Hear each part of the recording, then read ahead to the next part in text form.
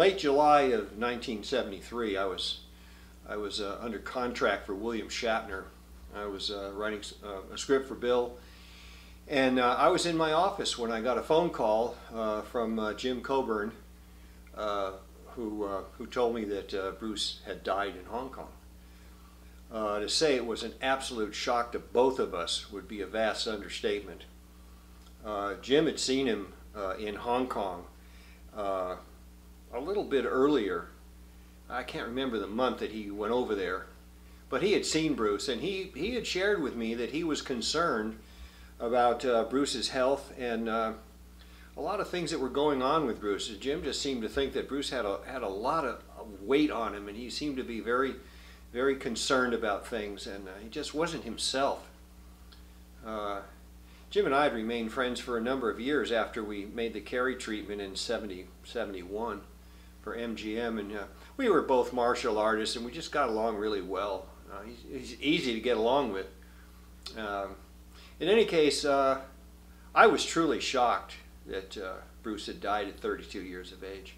I mean, I knew his health was questionable, but it never ever occurred to me that there was a possibility that he would, die. Shortly after that, an autopsy was performed, and over the years there has been a lot of comment about the autopsy. I've seen the full report and the collateral lab tests that were made in other countries, and a lot of comments have been raised over the years about how Bruce looked. One of them being that one photograph of his face. Apparently the photographer was only allowed to shoot Bruce's face, take a picture of Bruce's face. And it was obviously swollen. I mean, you could tell his entire face was swollen, and his neck. That led a lot of people to wonder whether or not he'd been beaten, whether he had taken a beating, and as a result his face had swollen up and such, especially one side of his neck. I don't believe that's what happened. It's possible, but I don't believe that's what happened. Usually when somebody takes a beating, their face, the whole face doesn't swell up. Somebody gets hit in the eye, they get a black eye, swelling in the eye, they get a swollen lip, they get hit somewhere, and it only shows where they get hit. But to have the whole face swollen like that seems very irregular to me. I've since had a good friend of mine who's in the funeral business and is a mortician, talks to morticians, and who said to me that he believes what that is the embalming of Bruce. After they opened him up, they make a big incision, which is a Y incision, opens up the whole body. He also, as gruesome as it sounds, I apologize, but they removed his skull. He had a skull cap. All the way around, they removed his skull to get to his brain. And after they got his brain and the organs and so forth, they close him up, and then they inject his body with several gallons of embalming fluid that's mixed with water. And I was told that is probably what actually caused the swelling of his face.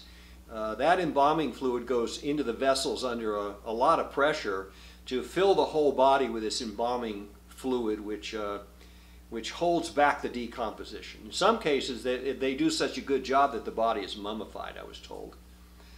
But apparently, he says that is what caused his swollen face. And you see later on in Seattle at the funeral, although his face in the Hong Kong funeral was still somewhat swollen, in Seattle it's much reduced. And so my friend said that he feels that was the cause of it. He wasn't beaten or anything like that. That was from the process of embalming, and he says he sees that quite often in his funeral home. Another comment that's sometimes made is in the autopsy there's mention of a needle mark in the center of Bruce's chest, and the idea that he was injected with something that caused his death. I agree with those who say that was probably done by an ambulance attendant. Bruce was already dead at Betty Ting's apartment, and they couldn't revive him. And when they got him in the ambulance and they were still trying to revive him, I'm quite sure that the ambulance attendant would have injected his heart with adrenaline. That's just a normal procedure. I think that's what that is about. And the other thing that we hear about over the years is this business about Bruce's fingernails being blackened. I've heard that also reported, that some people said that his feet and hands were blackened. I hadn't heard that before. I have heard about the nails being blackened. And I was told by my friend that that is not from arsenic poisoning or anything like that. That is a normal, that happens quite often after death, that the blood stops flowing, and it's not that his nails are blackened, it's the skin underneath, it's the blood underneath the nail, because it's not flowing. It's like a blood clot, and it darkens and blackens. And he said that sometimes in the funeral home, they can massage the nails, and the embalming fluid will lighten that back up.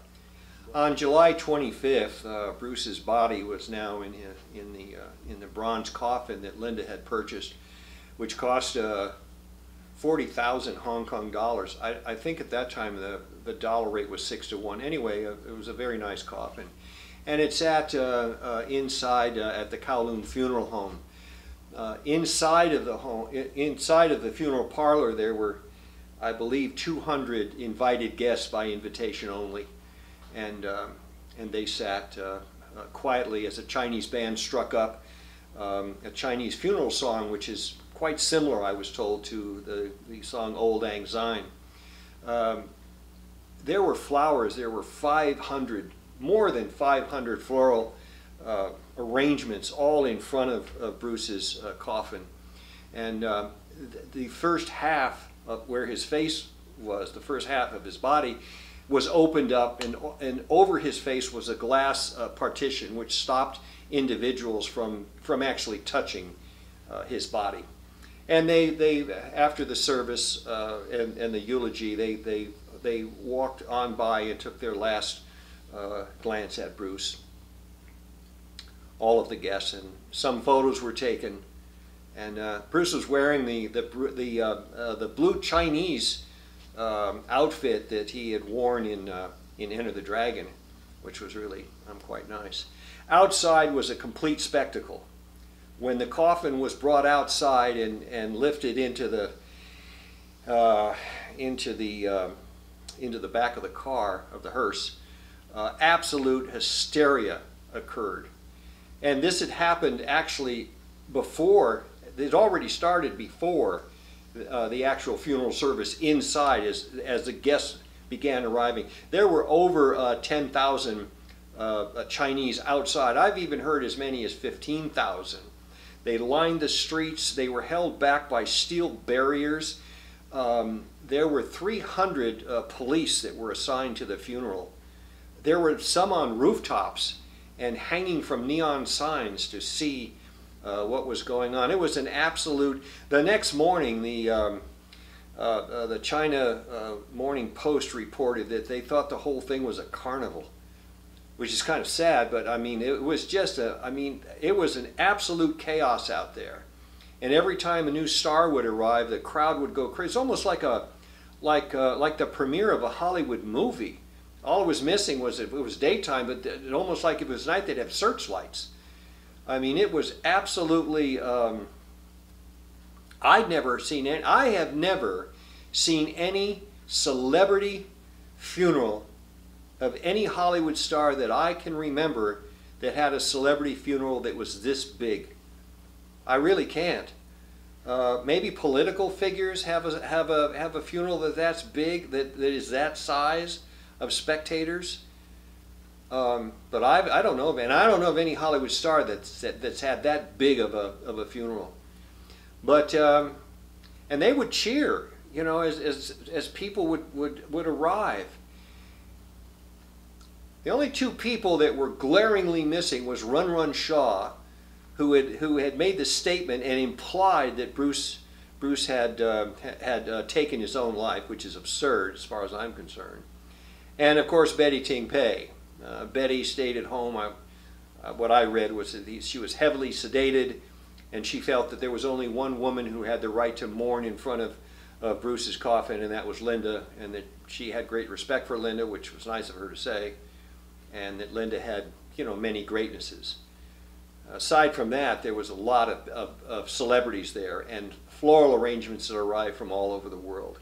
I mean, it was that big of a service, and I'd never seen anything like it. Then or since have I seen anything that size. Now, I think that the reason is pretty obvious, and that is that Bruce Lee was a hero to the Chinese in Hong Kong.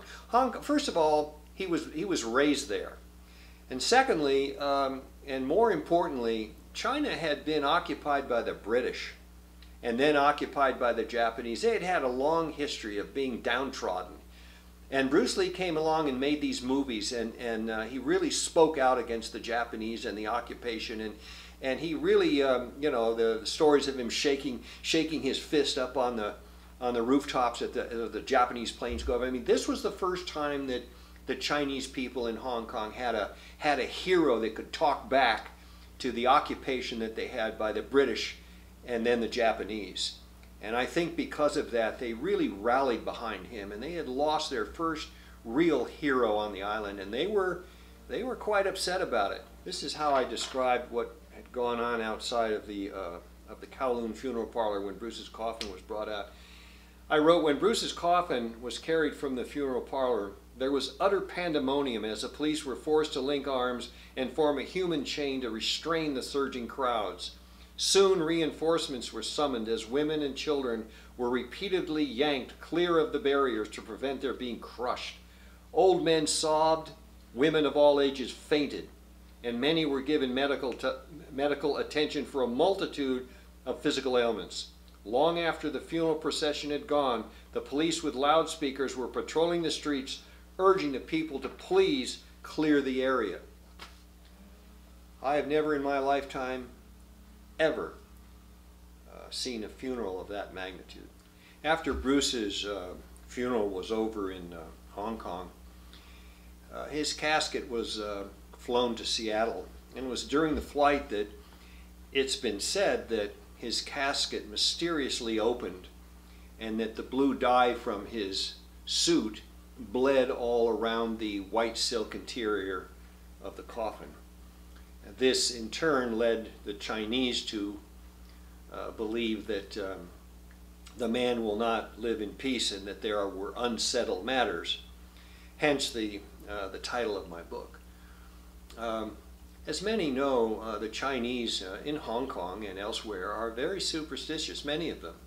And this was one of the superstitions that they had. Bruce was also superstitious. It's well known.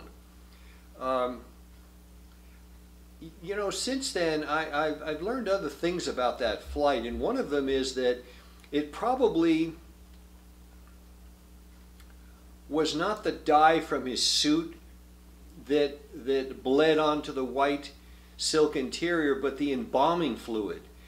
That the embalming fluid in a person after a while begins to leak, and there were enough openings in Bruce's body where that embalming fluid would leak, and that's what got onto into his suit and then onto the white silk interior. It wasn't the suit that was the dye that was leaking. It was the embalming fluid. That was told to me, and that makes sense. The other thing that I thought that the casket opening, and I'm not sure that it opened. I've read that it opened, but I've never seen that confirmed. And it would seem to me that there would be some sort of latches on that coffin. So I'm not sure that it opened. That might just be good campfire folklore. But I believe that the casket may have opened because of the pressure in the cargo hold of the plane. That it's not the same as what was either in the casket or in the main cabin of the plane. But those cargo holds are actually pressurized in the same way that the cabin is. Lots of people, you know, fly their pets down in that. So I'm not even sure that the casket opened. anyway, I share those things. Over the years, I've given that more thought, and I've talked to people about it, and those are some of the added thoughts that I had. Lakeview Cemetery, I made my own visit to Lakeview Cemetery when I was doing research. When I went to Seattle and I went to the university, I went to the courthouse, I was also interviewed a number of Bruce's close friends, and of course Amy Sambo. I spent 3 days on Vashon. And Lakeview Cemetery was certainly a place that I wanted to go to see Bruce's grave and Brandon's, and to pay my respects. I was surprised by the size of Lakeview Cemetery. It's actually on 40 acres and houses 40,000 graves. There are other people buried there along with Bruce that have some notoriety. Jesse Glover is one of them, John Saxon. John Nordstrom, who's the founder of Nordstrom's stores, is also buried there.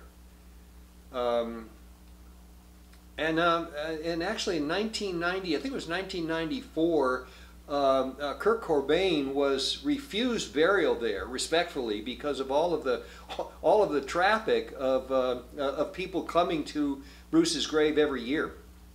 I think Time magazine reported at some point that Bruce's grave was in the top 10 graves throughout the world of being visited. That's quite a statistic. After Bruce was brought there, there was a much smaller ceremony there. Linda spoke to the gathering. There were 300 invited guests and friends and family. And Linda spoke, and the eulogy was delivered by Jim Coburn. The pallbearers were Dan Inosanto, Peter Chin, Tacky, James Coburn, Steve McQueen, and Robert Lee, Bruce's brother. Those were the 6 pallbearers. I enjoyed the time that I spent at Lakeview Cemetery. It's a beautiful, beautiful cemetery, and it's extremely peaceful and quiet, very clean. To the east, it overlooks Lake Washington, which is magnificent. And I was there, the day I was there, it was crystal clear. The weather was beautiful, the lake was beautiful, and it was very peaceful. When I talked to the director at the cemetery, and I had a long correspondence with him. I knew him before I got there because I had quite a correspondence with him.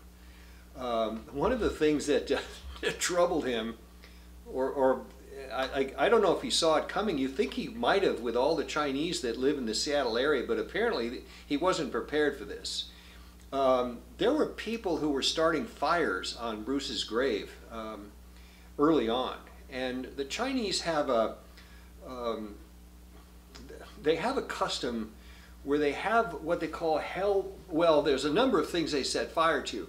They believe that they can send gifts and things needed by the deceased down in hell. Their hell is not the hell as we think of, as Christians think of hell. Not necessarily we, but it's not the same.